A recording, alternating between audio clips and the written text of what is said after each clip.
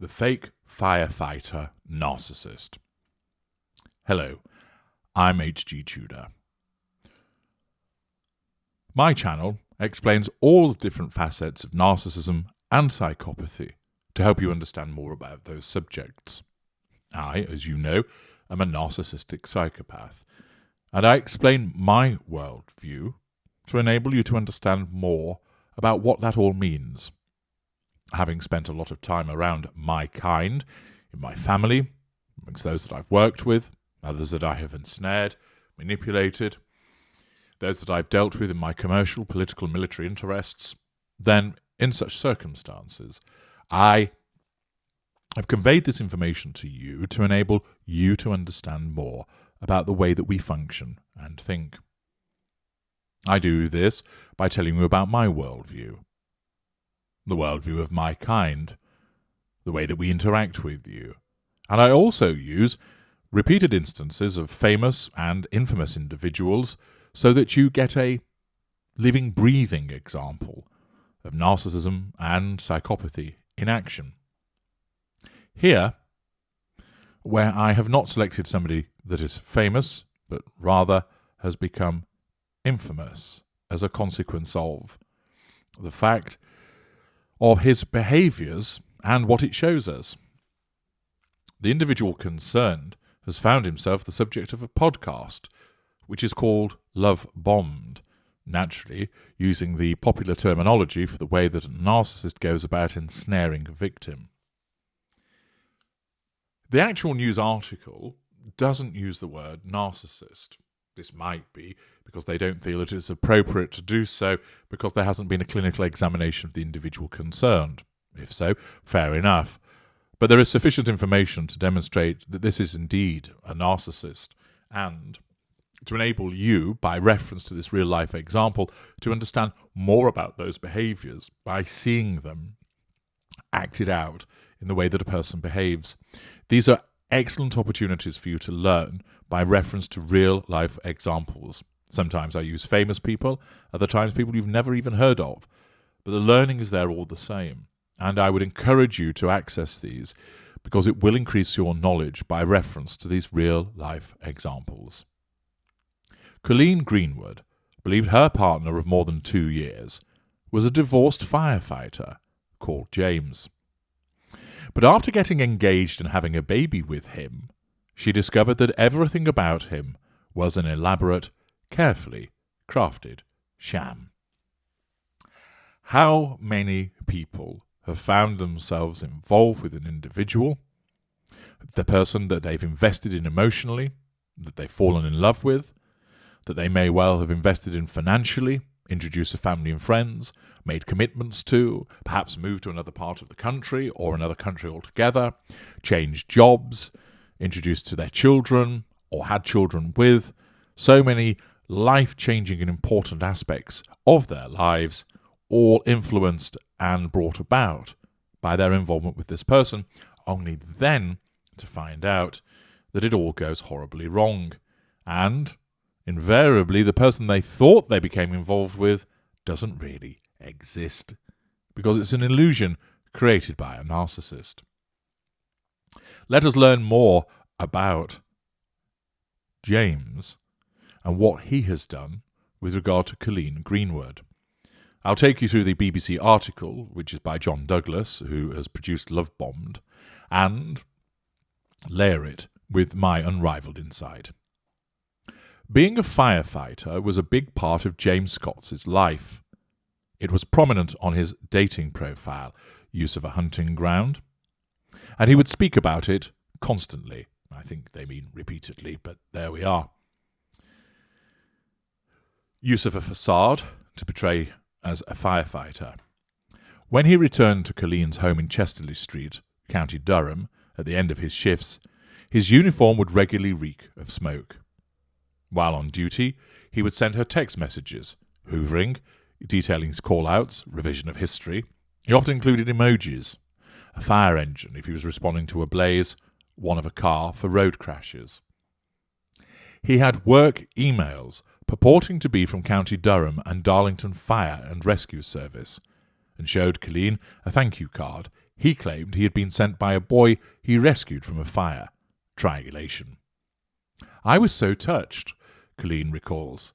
I used to have that card on my desk at work, ever-presence. I'd look at it and think, bless him. He did that. He saved that little boy. Accordingly, she was triangulated with this card, which created ever-presence, putting her in mind of the narcissist and prompted a reaction each time whereby she admired him, generating emotional thinking on her part and keeping her locked into the relationship. Anybody that would listen would hear about his busy job and all the antics that went on. Grandiosity. My family, my friends, my colleagues, everyone believed he was a fireman. It was all lies. Not only was James Scott not a firefighter, that wasn't even his real name. Colleen was 41 when she met him through a dating website, Hunting Ground, in 2014, and he went out of his way to win her affections. He bombarded her with flowers, love-bombing, hoovering, triangulation with object, bribery, sometimes more than one bouquet a day, excessive red flag, and would turn up at her workplace, lack of boundary recognition, to drop off her favourite almond croissants. Triangulation, bribery. She fell in love with him because he came across as funny, kind, and a good father to the two daughters he had with his ex-wife. Facade management. In reality, though, the wife was not an ex, and the imaginary daughters were actually 3 sons. Revision of history. It was not until 2017 that Colleen discovered James Scott was the persona used by a jobless former soldier called Greg Wilson. He lived with his family in Darlington, 28 miles from her home. The firefighter ruse, facade management, allowed Wilson to spend days and nights away from Colleen. His father had been a firefighter, which meant he could draw on knowledge of the job to embellish his lies, character trait acquisition. The longer Colleen was with him, the deeper his deceit grew, telling of lies. Durham police believe Wilson faked a vasectomy, manipulating Colleen into unprotected sex. She had seen him bandaged and apparently in some discomfort following the operation, and he showed her a doctor's report which said he had a 0 sperm count. He'll have shown her 100 fake documents, and that will be one of them, says Detective Constable Chris Bentham, who investigated the case. It's a disgraceful thing to do. Absence of emotional empathy. Colleen became pregnant, and 15 months into the relationship had a baby boy. Swift pregnancy, triangulation with child, use of child for the purposes of assertion of control and binding the victim to the narcissist. Wilson called the birth a miracle, grandiosity. Colleen began receiving gifts for the new arrival. All the while, she was unaware that Wilson had dumped his wife, disengagement, and 3 sons, disengagement, in order to move in with her and the baby, absence of emotional empathy. Wilson's now divorced wife, Rachel, told the BBC he left her penniless, absence of emotional empathy, selfishness, and while he did admit to having an affair, she had no idea he was using a fake identity. The impostor allowed his false name and fake occupation to be entered on the child's birth certificate, and for the boy to be given the fabricated surname of Scott. He proposed to Colleen, and she accepted, unaware that he was already married. Infidelity. Wilson also began swindling money from her twin sister Karen, commission of fraud, sense of entitlement, lack of accountability, who considered him a member of the family to invest in an alleged business. He knew the sisters had dreamed of opening a restaurant, and as time had gone on, he had convinced them his mother was a very wealthy retired professional living in France, telling of lie, with an ambition to invest in a wine bar or restaurant, future faking. It sounded great, Colleen says. The invented deal was that the moneyed mother would give a share of the new business to him and Colleen, while Karen offered to invest money from an inheritance and rental incomes. The couple toured sites in Newcastle, looking for the right venue to redevelop before settling on an old nightclub. Wilson faked documents, telling of lie, fraud, and messages hoovering to dupe the sisters into believing the venture was legitimate. He even set up meetings with genuine business people, a public relations specialist, a professional photographer, and a videographer, which further solidified the con, telling of lies, triangulation with people. All were fed the same ruse, that there was a wealthy mother in France bankrolling the development. Wilson's actual mother is a retired nursery manager from Sunderland. She was oblivious to the lies being told in her name. Triangulation, telling of lies. Wilson never did have the money to develop a restaurant or employ the people who'd started working for him. Telling of lies, management of facade. He gave the impression of wealth by embezzling Karen's money. Theft, sense of entitlement, lack of accountability. He took the sisters and his new business contacts to corporate hospitality event at Newcastle Falcons Rugby Club, where he dined in the Platinum Suite, which he did not have the money to pay for. Grandiosity, theft. Newcastle Falcons and other businesses who had accommodated him would end up pursuing Wilson for debts, lack of accountability, sense of entitlement, lack of emotional empathy, before lining up alongside Karen and Colleen to give evidence against him. Wilson's lies did catch up with him eventually, after he twice cancelled the wedding. Colleen's family had grown suspicious and discovered that the venue printed on the invitations had not even been booked, future faking. Before they could confront him, Wilson handed over the baby he'd had with Colleen and drove off, never to return. Assertion of control by withdrawal, disengagement. In April 2020, Wilson was jailed for 6 years after pleading guilty to multiple counts of fraud. Why he did it all remains a mystery. Well, actually it's not. His narcissism has driven him to do it because of his innate sense of grandiosity, his need to control people, and the fact that he has no moral compass and no emotional empathy for those affected by it. Durham police do not believe it was for financial gain, as any money he got largely went on funding the deception. It was done because he needed to assert control over people, and he did this by pretending to be something that he was not, something that all narcissists do.